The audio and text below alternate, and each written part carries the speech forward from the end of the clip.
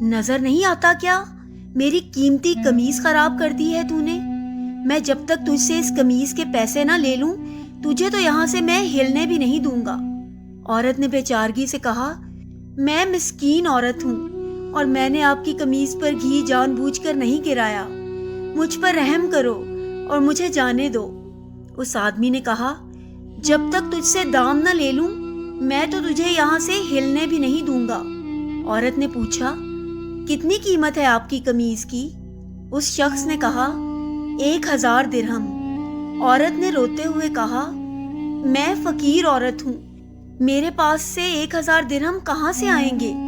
اس شخص نے کہا، مجھے اس سے کوئی غرض نہیں۔ عورت نے کہا، مجھ پر رحم کرو اور مجھے یوں رسوا نہ کرو۔